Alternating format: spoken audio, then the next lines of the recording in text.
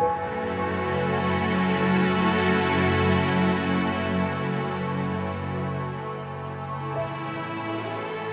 to this masterclass on strategy in an uncertain world. My name is Vivek Chaudhri, and I propose to talk to you about some of the challenges facing businesses as they navigate an uncertain future.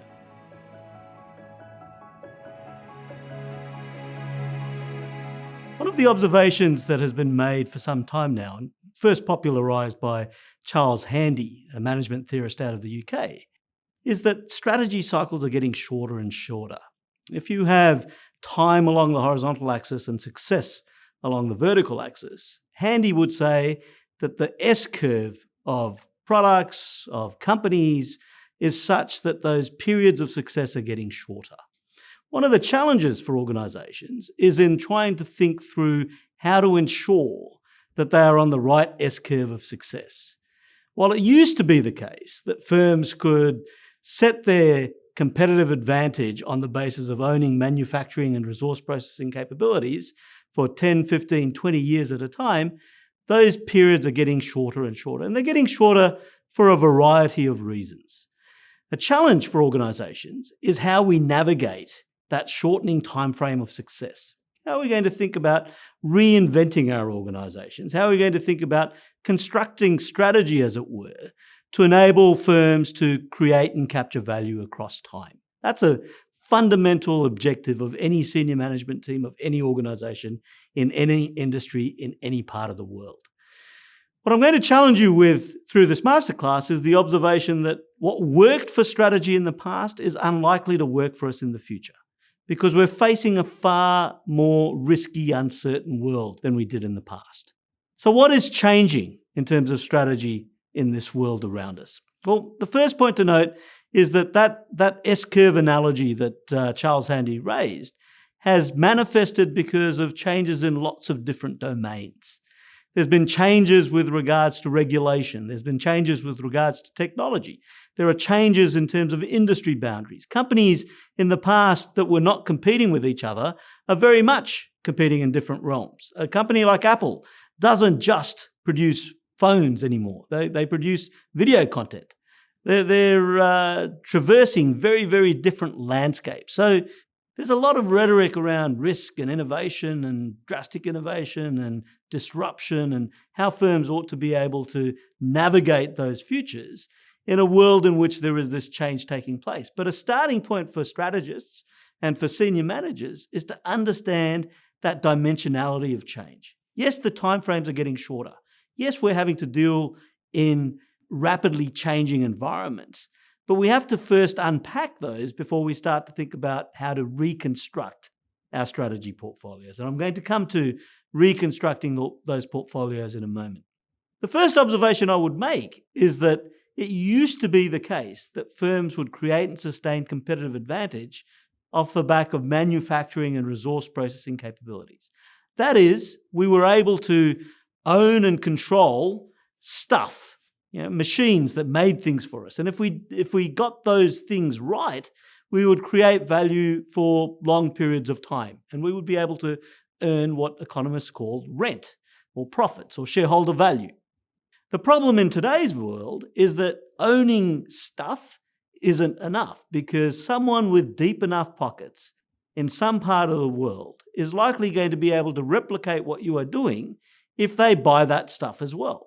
And so increasingly, firms are having to think not just about manufacturing and resource processing capabilities, but also information processing capabilities.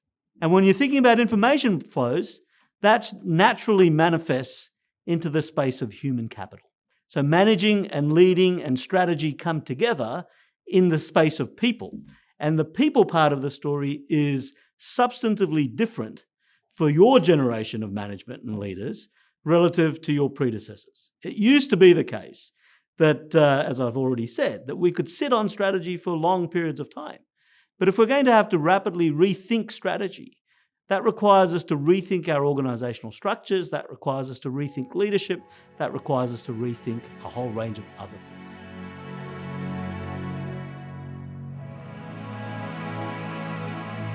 It is a staple of senior management teams around the world to pay attention to big data. because big data affords big opportunity. The observation there is that data analytics, analytical methods will help us to get a better sense of what our consumers want, what our customers and competitors and suppliers are able to do. And there is a lot of value in that. There is value in data and analytics. But we also have to remember that strategy fundamentally is not about the machinery of analytics. It's not about the machinery of data. No matter how sophisticated the machinery is, if we put rubbish in, we're going to get rubbish out. And so one of the things that senior management teams in the strategy realm have to be cognizant of and be aware of is the importance of asking the right sets of questions of the data. The data doesn't give us answers. The data just reports based on the questions that we ask. And so from a strategy in an uncertain world perspective, I've got to be asking the right questions. I've got to be prosecuting the right set of problems that I then feed the data and analytical methods into to help me make the predictions and the actions that I need to take in order to create value for my firm. I want to take another slight detour before we go into a bit more depth around how strategy might get constructed in this uncertain world, and that's to take some lessons from Elon Musk. Many of you have probably heard of Elon Musk. Elon Musk has created at least 5 different multi-billion-dollar businesses across 5 very, very different spaces. And one of the questions to ask is, how has he managed to do that? So he started with PayPal, he has Tesla, there's the Boring Factory, there's SpaceX. His most recent venture is a company called Neuralink, which is aimed at putting a chip in the back of our necks that's going to help us to link our subconscious to computer systems. So Elon Musk is arguably equal parts genius and crazy. But there are some lessons that we all can take away from Elon Musk. Now, one of the lessons is the following. Elon Musk is what is referred to as a master generalist. I'm told reliably that Elon Musk reads 2 books a day. As I said, he's equal parts genius and crazy. But he reads in philosophy and economics and chemistry and maths and biology, and he reads across lots and lots of different spaces. And then he thinks to himself, I read something in that biology piece that is relevant for my space exploration business. And he hires in the experts that can build it for him. So Elon Musk isn't the expert across all those spaces. He's the person who has the capacity to see across spaces. And that observation, that ability to look across spaces, to span across different domains, that is where true innovation comes from. And I would challenge you and your organizations to consider that, in fact, in order to think about strategy in an uncertain world, we have to adopt that Elon Musk lens of actually being able to span spaces. I sometimes refer to that as intellectual arbitrage, the ability to take an idea from one domain and apply it in a completely different space. It's not the way most innovation is thought about within many, many organizations and within society more generally. Often we look for innovation by digging deeper and deeper down an existing tunnel, whereas the really big bang innovations that we've observed around the world have not been of that sort. They've been when someone has seen something that works in one sphere and applied it in a completely different sphere. And the ability to do that requires a willingness to span spaces. That's a fundamental of strategy that your predecessors didn't have to undertake, because strategy was constrained to the industry, to the sector, to the company, and to the boundaries that existed in the past. For this generation of management and leaders, the future is very, very different, and the way we think about strategy is very different.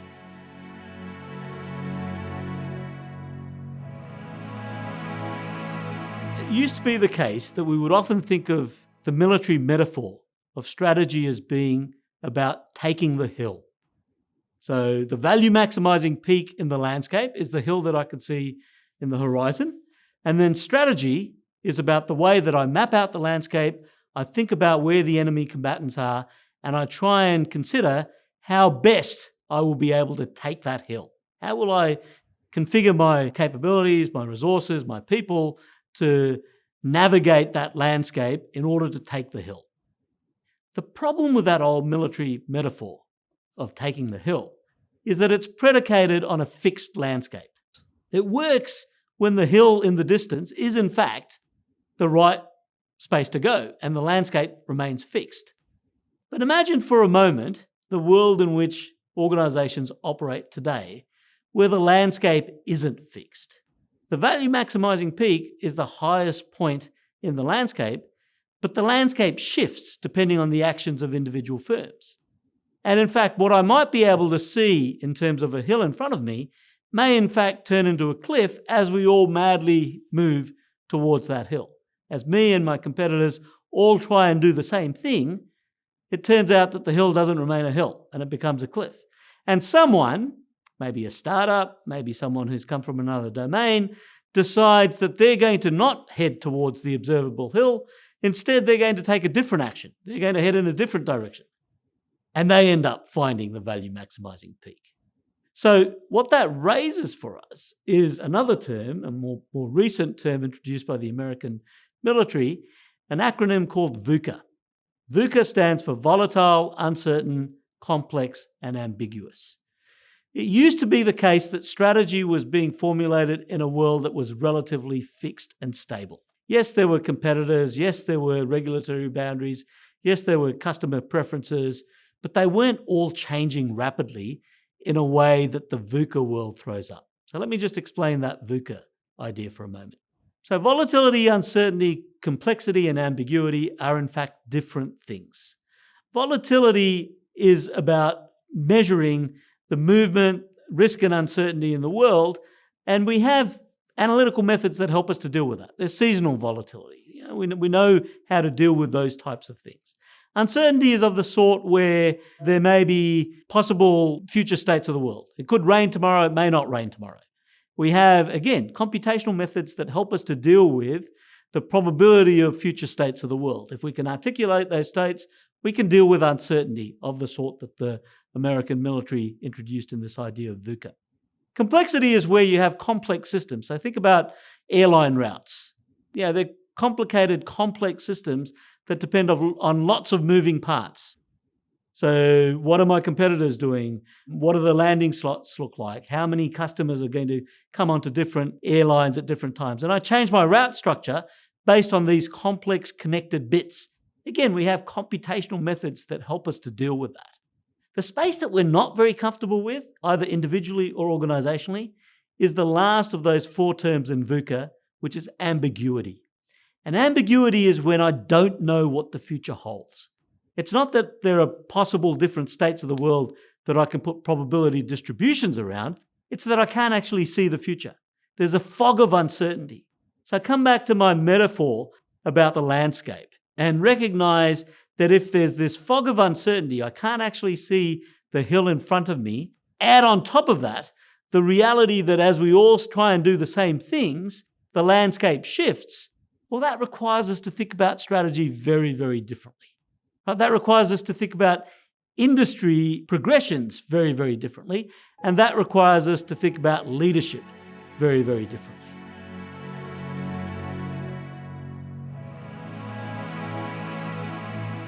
There's a lot in the strategy and management literature about visions and mission statements. And vision is easy for an organization, for a CEO to articulate, when what I say to you is, follow me to the hill, it's over there, and I can show you where we are going.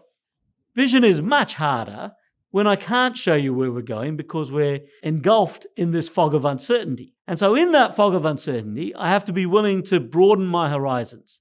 I have to be willing to think of the world as the master generalists do. I have to be willing to accept that not everything we do is going to succeed. So I have to be willing to think about embracing failure in certain contexts, because in order to navigate this uncertain world, some of what we do will work and some of it won't. And as the fog of uncertainty lifts, we may decide that some things make sense and others don't. So rather than saying, follow me to that hill, what I might in fact do is send scouts out to do some perimeter scanning in lots of different directions. And I'm going to talk at some length in a few moments about constructing strategy as a portfolio of bets, about different options that firms may undertake, recognizing that some of them are going to work and others won't. The key point to stress is that ambiguity makes us uncomfortable as individuals and as organizations. But as leaders, And from a strategy perspective, I have to embrace that ambiguity. I have to understand that I do not know, and I cannot build models that completely map out for me future possible states of the world. And so I have to start to think about how might I construct strategy as what I call a portfolio of bets.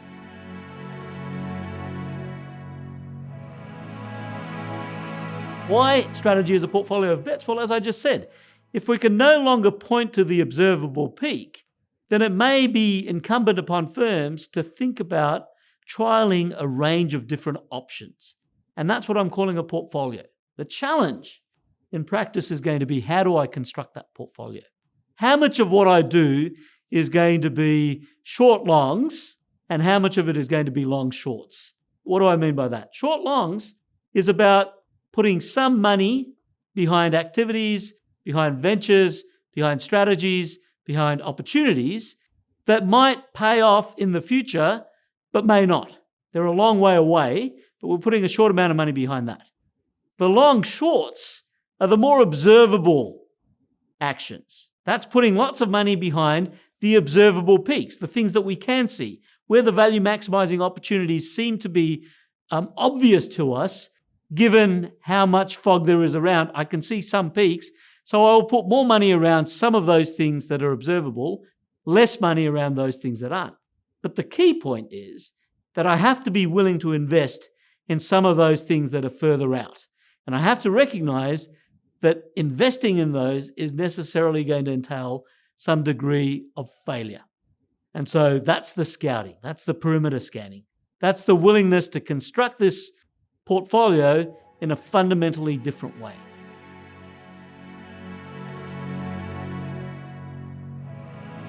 We've heard a lot in the popular and financial press about disruption and innovation. Disruption is not a possibility, it's guaranteed.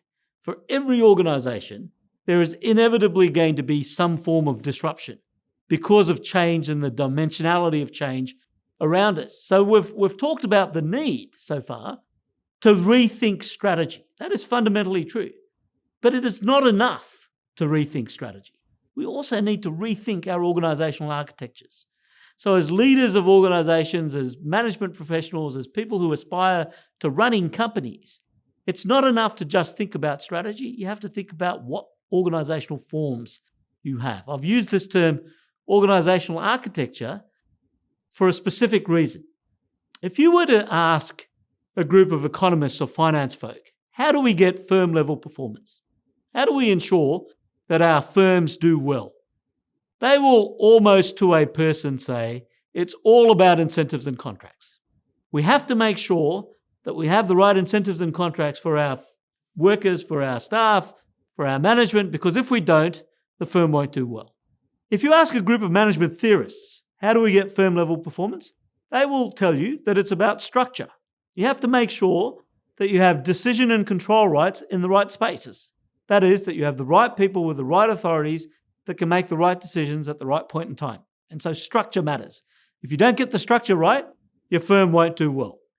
And if you ask a group of organizational psychologists or sociologists, how do we get firm level performance?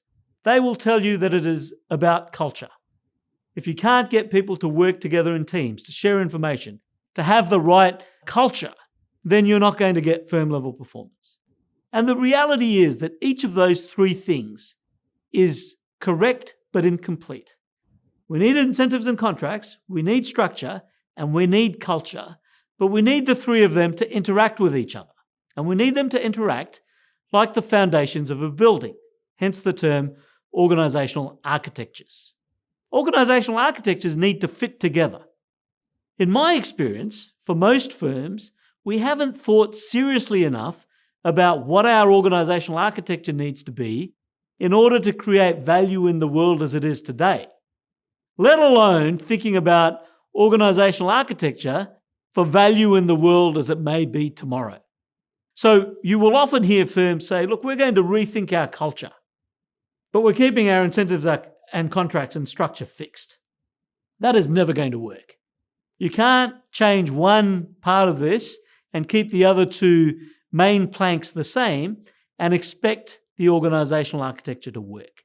Incentives and contracts, structure and culture have to feed together. They have to work together. And the challenge again for your generation of leaders and managers is not only to deal with the world as it is today, but also the world as it may be tomorrow. So I have to build my organizational architectures in a way that I can exploit value today and explore for value tomorrow. That's sometimes referred to as an ambidextrous organization. Ambidextrous, the two arms of the organization. One arm, that's about exploiting value in the world as it is, and the other arm is about exploring for value in the world as it could be. That's not the same as saying we're going to have a separate R&D division, or we're going to have a tiger team of innovation specialists that are going to run ideation workshops. What it's requiring is to have under the one umbrella incentives and contracts, structure and culture that is enabling us to both exploit value in the world as it is and explore for value in the world as it could be, so that we can feed that future back into today's machinery. And that's a very hard thing for firms to do. So we need to design our organizational architectures such that they are fit for purpose. And that is the combination of leadership, of strategy, working out how we're going to construct that portfolio of bets, and also thinking about the ways in which we're going to have incentives and contracts, structure, and culture come together. This is far from an easy thing to do, and management textbooks don't have simple answers to it. Courses such as the ones that we run here at Melbourne Business School and other premier institutions in Australia and around the world enable you to navigate this uncertain world and think about ways in which you would approach it. But fundamentally, there aren't simple answers to these problems. One of the impediments of designing organizational architectures, I love a quote from one of my favorite philosophers, J. Krishnamurti, which says, "One is never afraid of the unknown. One is afraid of the known coming to an end." And that's the problem with organizational architectures as well. If tomorrow is coming quicker and quicker, we need to design our organizational architectures in a way in which we accept that what we did yesterday isn't necessarily going to be relevant for tomorrow. But we still need to exploit value today. So we need to have a mechanism that enables us to traverse today and tomorrow. And so we need to build our organizational architectures that will enable us to do that.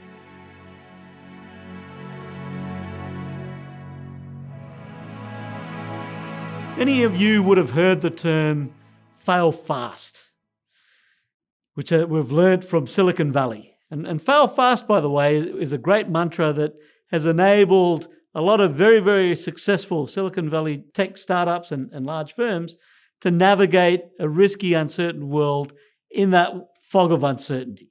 When the observable peak isn't observable, then the logic of fail fast is that you keep moving until you hit a boundary. And when you hit the boundary, you pivot and you pivot and you pivot until you find the frontier. Right? So you fail fast, you find the maximizing peak by pivoting your way through hitting these boundaries. The problem with it is that sometimes the right thing to do when you hit a frontier is not to pivot, but is to push against the boundary. So the problem with failing fast is sometimes the smartest thing to do is not to fail fast, but is actually to fail slow, is to push harder and to push across the boundary. And one of the challenges for leaders and from a strategy in an uncertain world perspective in constructing that portfolio is how much of what I do is going to be a big bet, which is pushing hard against frontiers, and how much of it is agile and moving quickly and pivoting as I find certain things don't work. One of the things to note when we think about failing and failure is that successful firms of the ilks of the Amazons and Googles and CSLs in Australia and others is that they don't think of their strategies as a portfolio of bets. They don't think of them as failures when they don't work. They think of them as learning opportunities. And so I would encourage you to think about even the nomenclature and the language that we use. Firms need to be thinking about failure not as failing, but as learning. And there is a lot of management thought on failing by design. What do we mean by failing by design? That we need to be clear up front about what it is we're trying to learn when we're constructing this portfolio of options in our strategy space. We're trialing lots of different things, But in order to get the most out of that, we don't expect all of them to work, but we expect to learn from all of them. And we're going to learn from them if we're clear up front about what success is going to look like and what failure is going to look like. If we're clear up front about what we know and what we don't know, what assumptions are we making and what sits in the background as things that we're testing. If we're able to separate out in a scientific method and not bundle together too many uncertainties so that we are able to fail fast, we are able to fail cheaply, we are able to limit uncertainty in certain spaces, and we are able to, most importantly, try and build a culture that celebrates intelligent failure, which I'm calling learning. Because in this world of uncertainty, strategy as a portfolio of bets necessarily means that a lot of what we do will not succeed. That doesn't mean the firm is failing. That means the firm is navigating an uncertain future, a VUCA world, and finding a way to create shareholder value through that very portfolio. Part of what that's going to require me to do is to be willing to take some big bets, be willing to actually push hard in certain spaces. And it's going to require me to think carefully about the portfolio that we put together in terms of this construction of strategy as a portfolio of bets. I've got to have the right mix of risk and return. I've got to have the right mix of geographic dispersion. I've got to have the right product mix. I've got to have the right customers and suppliers. I've got to have that right mix. And one of the points I wanted to stress in terms of the importance of big bets is the old joke that's told about when you think about bacon and eggs for breakfast, the difference between the pig and the chicken with regards to the commitment that's made. The pig is committed, but the chicken is just involved. That's what we have to think about in terms of the big bets that companies sometimes take. A big bet is necessary for those kinds of strategies that are actually going to require a push against certain boundaries. We know fundamentally risk and reward go hand in hand. If we want the big returns, we have to be willing to take some big bets, some of which will ex post end up being big failures. And that's not necessarily a bad thing, so long as for the organization as a whole, for the portfolio as a whole, we've created shareholder value. One of the problems I have with the Silicon Valley mantra of fail fast is that we don't pay enough attention to the big bets. We move on too quickly from the failures and we don't learn and we don't push hard enough. So one of the challenges for senior management teams is going to be to think about how we might construct that portfolio in a way that is going to have the right balance of big bets, the right balance of temporality, so those things that are in the immediate future and those things that are further out, the right balance of risk and uncertainty and complexity of the different parts of VUCA, and the right balance in terms of congruence with what we're trying to achieve as a firm.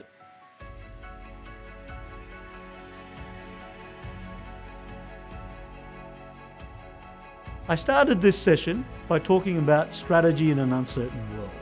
I'm told reliably that there is a Chinese proverb that says, "May you live in interesting times."